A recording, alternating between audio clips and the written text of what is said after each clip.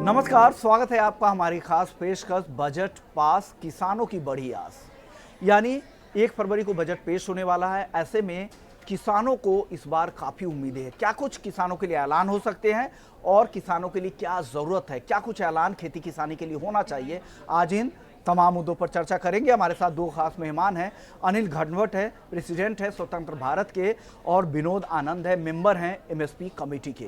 आप दोनों मेहमानों का बहुत बहुत शुक्रिया, अपने वक्त निकाला ईटी नाउ स्वदेश के लिए।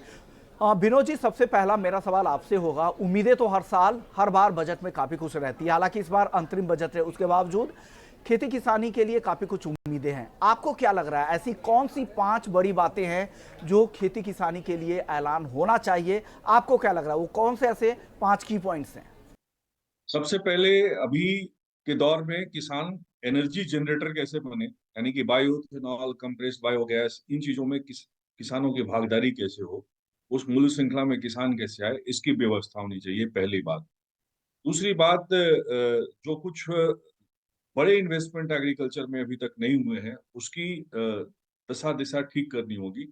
विशेष करके वैसे सुदूर क्षेत्रों में, जैसे बिहार, उत्तर प्रदेश और जो सीमांत के राज्य हैं, उनमें। तीसरा, जो वेयर हाउस का इन्वेस्टमेंट जो सबसे बड़ा होना है, वो उसकी रूपरेखा, यानी मॉडल वेयर हाउस कैसा होगा, उसका डीपीआर कैसा होगा, इसकी इन इन सारी चीजों की के लिए भी जो पॉलिसी गाइडलाइंस नहीं है, वो बजट में उसकी अनाउंसमेंट हुई। तीसरी बात। चौथी बात, जो फसल विविधीकरण के लिए जो सारी संरचना की जानी है, उसमें जो विशेष खर्च का प्रावधान है, उसका होना अत्यंत आवश्यक है। उदाहरण के तौर पे, अगर दाल और ऑयलसीड की फसलें में फसल किसानों से लेनी है या उनको उत्पादन के लिए उनको उन्मुख करना है, तो उसके लिए क्या व्यवस्थाएं ऐसी हो कि किसान उसके तरफ जाए, पैडी और वीट को छोड़ करके। ये चौथी बात। और पांचवी, एक वैश्विक मूल्य श्रृंखला कैसे डेवलप हो, उसमें एक बड़े सोच और एक बड़े इन्वेस्टमेंट की आवश्यकता है। खास करके मेरा ऐसा एक आग्रह होगा कि अगर बजट में फॉरेन एग्रीकल्चर सर्विसेज के बारे में अगर कोई बातचीत हो, तो उससे किसानों को बड़ा फायदा होगा एक लंबे तौर पे। ये 5 चीजें मेरे लिए प्रोग्रेसिव दिखती है। लंबे तौर पे किसान की व्यवस्था और किसान की मूल्य श्रृंखला में किसानों के योगदान के लिए एक आमूल-चूल परिवर्तन होगी और मील का पत्थर होगी, ऐसा मेरा विश्वास है। अनिल जी, आप खेती किसानी की बात हमेशा करते हैं, किसानों की नुमाइंदगी करते हैं। क्या लग रहा है आपको, आप किसानों की तरफ से क्या मांग रखना चाह रहे हैं? बजट में क्या कुछ किसानों के लिए होना चाहिए? अब जो 2024 के लिए बजट आ रहा है, उसमें किसानों की तरफ से तो ये मांग रहेगी सबसे पहले कि किसानों के उपज के ऊपर, जो एग्रीकल्चर प्रोड्यूस है उसके ट्रेड के ऊपर जो पाबंदियां लगी है, वो उसमें से गवर्नमेंट ने बाहर निकलना चाहिए। आज आप देखेंगे तो गेहूं, चावल, सभी ऑयल सीड्स, सभी पल्सेस, ऑनियन, शुगर, इथेनॉल, ये मोलासिस, इन सब एग्री प्रोड्यूस पे पाबंदियां लगी है किसी ना किसी तरह की। और उसकी वजह से किसानों को जो दाम मिलना चाहिए उनके उपज के लिए, वो नहीं मिल रहा है। तो गवर्नमेंट ने पहली चीज ये करनी चाहिए कि कम से कम पाबंदियां लगाए, जो भी रिस्ट्रिक्शंस है वो कम से कम लगाए। ये सबसे अहम बात है। दूसरी बात है कि इंफ्रास्ट्रक्चर के बारे में।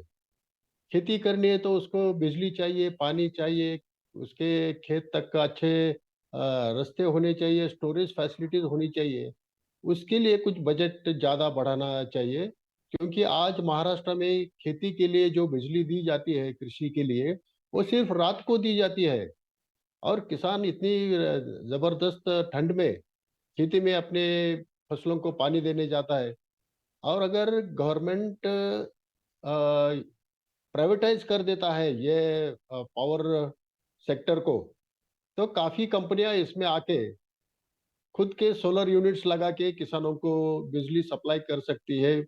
अच्छे वोल्टेज पे पूरे दिन भर किसानों को अच्छी तरह से बिजली मिल सकती है। ये गवर्नमेंट ने करना चाहिए। पावर सेक्टर में से भी गवर्नमेंट को बाहर निकलना चाहिए। वो जो निजी क्षेत्र है उसको उसमें आने देना चाहिए, और वो सप्लाई भी करेंगे, वो उनका पैसा भी वसूल करेंगे, गवर्नमेंट को उसमें कोई दिक्कत नहीं है।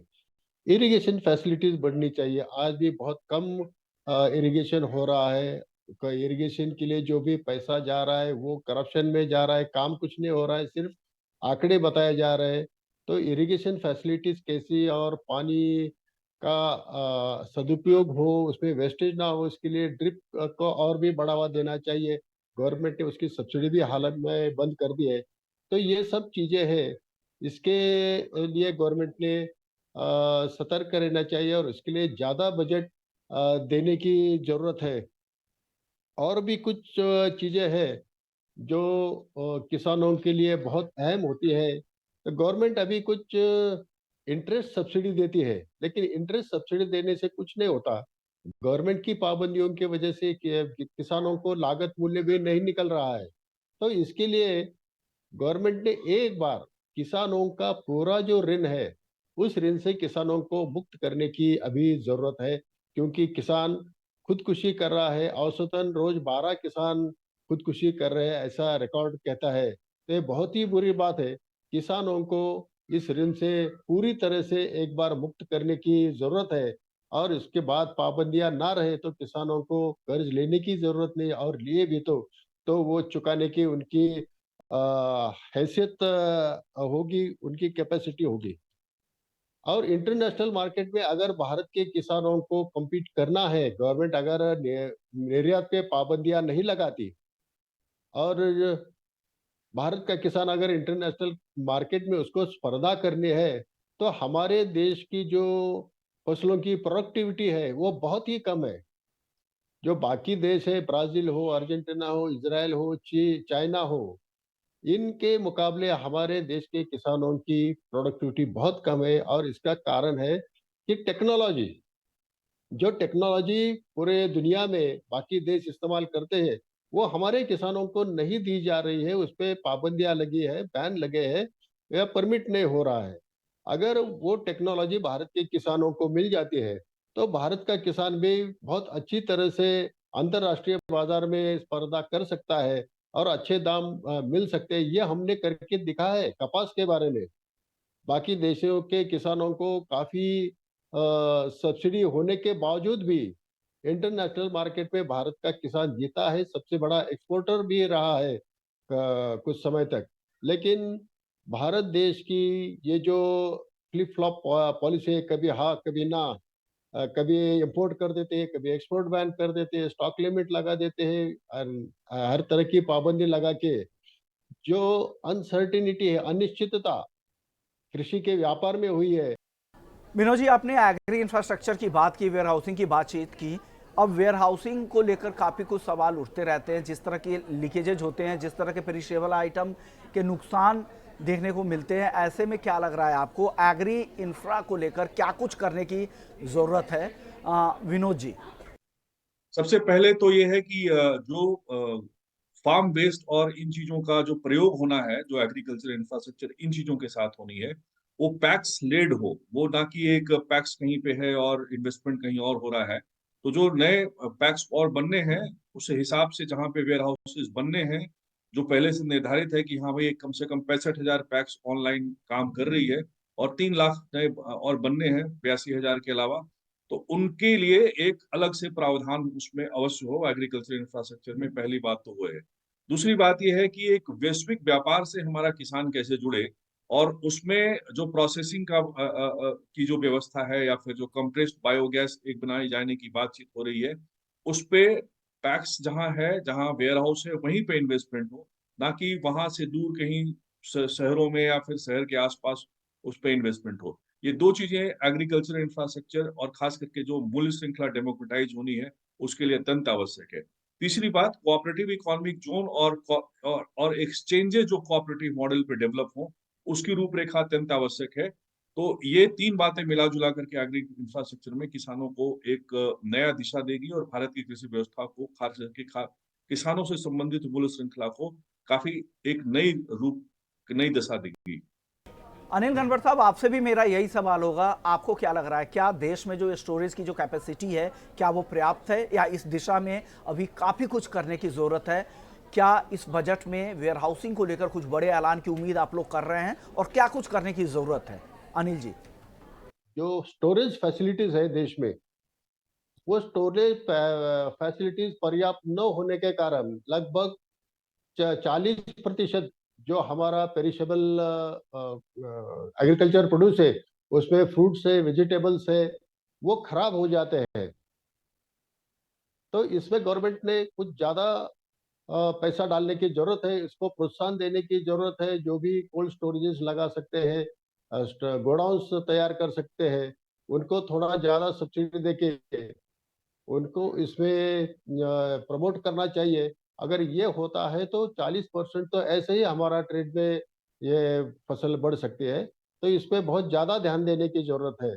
अगर ये नहीं होता तो ये 40% हमारा प्रोड्यूस ऐसे ही बर्बाद हो रहा है, उसका पैसा हो जाएगा। इसके लिए ज़्यादा इसमें एलोकेशन होने की ज़रूरत है। विनोद जी, अब आपसे मेरा सवाल होगा, किसानों को कैसे फेयर प्राइस मिले, इस ओर कैसे इस ओर कैसे कुछ फैसले होने चाहिए, क्योंकि सरकारी इंटरवेंशन की वजह से हम हमेशा देखते हैं कि जब भी अराइवल्स के टाइम में, हार्वेस्टिंग के टाइम में सरकार की पॉलिसी में जो बदलाव होते हैं, खास करके ड्यूटी स्ट्रक्चर में बदलाव हो या फिर स्टॉक लिमिट में बदलाव हो, इस तरह के फैसले से असर किसानों पर काफ़ी होता है, उन्हें बेहतर भाव नहीं मिलता, उनकी कंप्लेन भी होती है। तो इस दिशा में क्या करने की ज़रूरत है, आप इस पर क्या कहेंगे विनोद जी?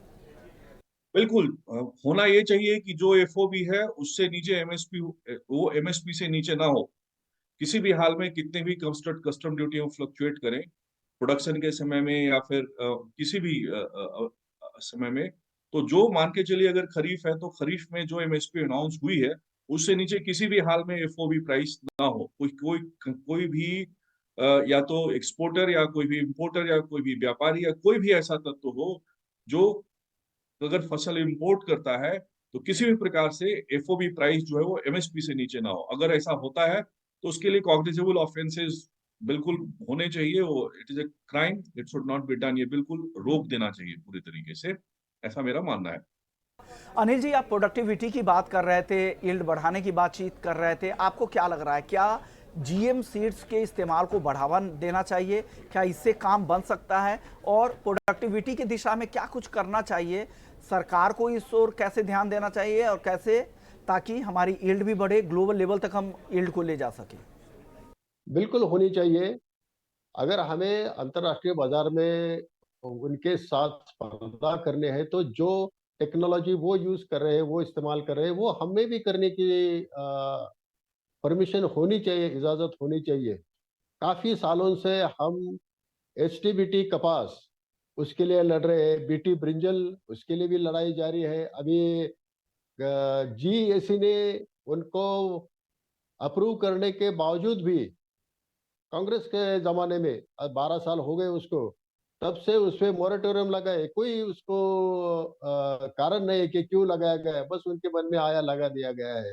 अगर ये टेक्नोलॉजी हमारे देश में नहीं आती है तो हम स्पर्धा नहीं कर सकते। दूसरी बात यह है कि अभी आर्टिफिशियल इंटेलिजेंस का बहुत बोलबाला हो रहा है, उसके लिए काफी फंड्स भी दिए जाएंगे शायद अगले बजट में। लेकिन वो कृषि में इस्तेमाल होगा कि नहीं पता नहीं। आज आर्टिफिशियल इंटेलिजेंस के उपयोग से काफी खेती में भी कामें ये हो रहे हैं। तो ये कामकाज अगर खेती में होता है तो कॉस्ट ऑफ प्रोडक्शन कम हो सकता है। जैसे कि एचटीबीटी कपास आने के बाद जो खरपतवार निकालने का खर्चा है, वीडिंग का खर्चा है, वो काफी कम हो चुका है किसानों का। अगर ये बाकी भी टेक्नोलॉजी आ जाती है तो ये बहुत अच्छी बात है, उसका स्वीकार करना चाहिए। और बेवजह है सरकार ने जो रोक लगा के रखी है वो तुरंत हटनी चाहिए। मैं उम्मीद करता हूँ इस बजट में सरकार इसके बारे में सोचेगी और अच्छी तरह से किसानों को ये सब तकनीक इस्तेमाल करने की इजाजत हो, ऐसा कुछ हो, वातावरण तैयार हो जाएगा। विनोद जी, अब बात हो करते हैं एग्री वायदा जो बैन किए गए थे उसके बारे में। क्या लग रहा है आपको, क्या महंगाई वायदा बाजार की वजह से आती है? आप इस पर क्या कहेंगे? और जो बैन हुए एग्री वायदा है, क्या उससे वापस लाने की ज़रूरत नहीं है? आपका टेक इस पर क्या है? सबसे पहले जो किसानों को एडुकेट करने की बातचीत है एफपीओ के माध्यम से या कोऑपरेटिव के माध्यम से, हमारे सारे वायदा बाजार के जो तीनों बड़े जनक हैं उनको, किसान को कैसे शिक्षित करें, इस पे एक अलग से मुहिम छेड़नी चाहिए। एक मिशन मोड पे ये चलना चाहिए कि अगर मान के चलिए एक्स कमोडिटी बैन है, उनके किसानों को एडुकेट कैसे करें, उन किसानों को साथ में कैसे लें कि वो अगर पार्टिसिपेट करते हैं, ना कि व्यापारी पार्टिसिपेट करें, अगर वो पार्टिसिपेट करें तो किसानों का फायदा कैसे होगा। दूसरा, इसमें अभी और रिसर्च किए जाने की आवश्यकता है कमोडिटीज के ऊपर, खास करके अगर कोई कमोडिटी बैन हो रही है तो क्यों हो रही है, या उसको बैन उस पे से कैसे हटाया जा सकता है, क्या क्या आर्थिक फायदे हो सकते हैं, क्या नफा नुकसान उससे हो सकता है। इसके लिए रिसर्च हमारे यहाँ नहीं है, कोई इंडिपेंडेंट एजेंसी जैसे मान के चलिए इरमा है या फिर आईआईएम्स हैं, या फिर जो रिसर्चर्स हैं हमारे यहाँ उसके ऊपर रिसर्च करके कुछ अच्छा एक थॉट प्रोसेस, एक स्ट्रैटेजिक डेवलप पॉइंट्स कुछ डेवलप करके लाएं, तो जिससे फायदा होगा। वर्तमान में जिस प्रकार से एक वायदा बाजार चल रहा है, इसमें किसी का फायदा नहीं हो पा रहा, ना ही व्यापारियों का, ना ही किसानों का, और ना ही देश का। तो कुछ एक नया दशा दिशा इसमें हो, खास करके जैसे आईपीएफ की फंड है, सेबी में जो कुछ होता है, या फिर जो हर कमोडिटीज के जो डेरिवेटिव जैसे एनसीडेक्स या एमसीएक्स है, ये सभी लोग के पास एक फंड होता है, लेकिन सही तरीके से वो किसानों के पास उनको शिक्षित करने के लिए और बाजार से उनको क्या फायदा हो, इस बारे में उनको बताया नहीं जा पा रहा है, जिससे वो पार्टिसिपेट नहीं कर रहे हैं और इसलिए बैन्स हो रहे हैं। तो मेरे ख्याल से ये एक आउटरीच करना अत्यंत आवश्यक है। जब तक ये नहीं होगा, एक रणनीतिक तौर पे, एक मिशन मोड पे, जिसमें आपका भी सहयोग, आपका भी एक अलग पक्ष होना चाहिए, क्योंकि मीडिया से ही सब कुछ होता है, तो बड़ा अच्छा होगा। तो मैं ये चाहता हूँ कि एनसीडेक्स, जो आपका न्यूज चैनल है एटी नाउ, संदेश, और सभी लोग मिल करके किसानों को एडुकेट करने के लिए एक नई मुहिम छेड़े। अनिल जी, आप इस पर क्या कहेंगे? बार बार जो सरकारी हस्तक्षेप होते हैं, अचानक से एग्री वायदा को बैन कर दिया जाता है, क्या इसको लेकर एक ट्रांसपेरेंसी की ज़रूरत है, एक लॉन्ग टर्म पॉलिसी की ज़रूरत है, ताकि जो सरकारी हस्तक्षेप हो वो कम से कम हो? इस पर आपका क्या कहना है अनिल घनवट साहब? वायदा बाजार में से भी सरकार ने पूरी तरह से हट जाना चाहिए। जैसे शेयर मार्केट में दखल अंदाजी नहीं करती सरकार, उसी तरह से एग्रीकल्चर प्रोड्यूस का जो मार्केट है, कमोडिटी मार्केट, उसमें भी सरकार ने दखल अंदाजी नहीं करनी चाहिए। पूरी दुनिया में जितना प्रोड्यूस आता है उसके हिसाब से ये मार्केट चलता है, कभी ऊपर जाता है, कभी नीचे जाता है, और किसानों को अगले 4 महीने में क्या दाम रहेंगे उसके हिसाब से कौन सी इसकी बुआई करनी चाहिए, कौन सी फसल बोनी चाहिए, उसका वो निर्णय ले सकता है। आज क्या हो रहा है कि पिछले साल कौन से क्रॉप को ज्यादा दाम थे, उसके ऊपर किसान बुआई कर रहा है और फिर वो सरप्लस हो जाता है, गलत आ जाता है और किसान का नुकसान हो जाता है। तो जितनी भी चीजें आज 7-8 कमोडिटीज बैन कर रखी है सरकार ने, वो तुरंत खुली कर देनी चाहिए। कमोडिटी मार्केट ओपन होना चाहिए किसानों को। विनोद जी, अब आखिरी सवाल आपसे एमएसपी कानून को लेकर, आपको क्या लग रहा है? एमएसपी कानून की गारंटी की मांग किसान लगातार करते रहते हैं, लेकिन एमएसपी का जो दायरा है वो काफ़ी कम राज्यों तक सीमित है। क्या इसका दायरा देश भर में बढ़ाने की ज़रूरत है? इसका फ़ायदा देश के हर किसानों को मिलना चाहिए? इस पर आप क्या कहेंगे? और एमएसपी की जो कमेटी बनी थी उसकी रिपोर्ट को लेकर क्या अपडेट है सर? एमएसपी पे जो सबसे मुख्य मुद्दा है वो ट्रांसपेरेंट कैसे हो और प्रभावी कैसे हो। अगर एमएसपी अनाउंस होती है तो उसका फायदा किसानों को, पूरे पूरे भारत के किसानों को कैसे मिले, इसके ऊपर बातचीत हो रही है। हमारी रिपोर्ट इस पे काफी मुख्य रूप से आनी है। अभी आने वाले समय में इस पे आपको पूरी जानकारी मिलेगी, लेकिन खास करके पूरे भारत में, ना कि वो सिर्फ अगर अनाउंसमेंट होती है तो जो जो भी टारगेट होता है वो कुछ एक राज्यों से आपूर्ति कर ली जाए और बाकी के राज्यों को छोड़ दिया जाए। ऐसी व्यवस्था एमएसपी की बनानी ठीक नहीं है, और ऐसी व्यवस्था नहीं होगी तो एमएसपी में हमारी कमेटी में जो सबसे प्रमुख रूप से जो हमें प्रधानमंत्री जी ने दिया हुआ है टारगेट, वो ये है कि एमएसपी जो है वो किस प्रकार से प्रभावी हो और किस प्रकार से ट्रांसपेरेंट हो। उसके ऊपर हम अपनी रिपोर्ट लेके आ रहे हैं, उसके ऊपर हम चर्चा लेके आ रहे हैं, जिससे आप भी उस पर विचार करेंगे, आपका भी रिफ्लेक्शन होगा, और हम उस दिशा में काम कर रहे हैं। बिल्कुल सही बात है। शुक्रिया विनोद जी आपका, अनिल जी आपका, आप लोगों ने वक्त निकाला हमारे दर्शकों के लिए और बताया कि बजट में खेती किसानी के लिए क्या कुछ होना चाहिए, क्या उम्मीदें आप लोग लगाए बैठे हैं। हालांकि 1 फरवरी को बजट भी पेश हो जाएगा, देखते हैं क्या कुछ ऐलान होता है। शुक्रिया सर। तो इस खास पेशकश में फिलहाल इतना ही, लेकिन बाकी खबरों के लिए आप बने रहिए ईटी नाउ स्वदेश के साथ। नमस्कार।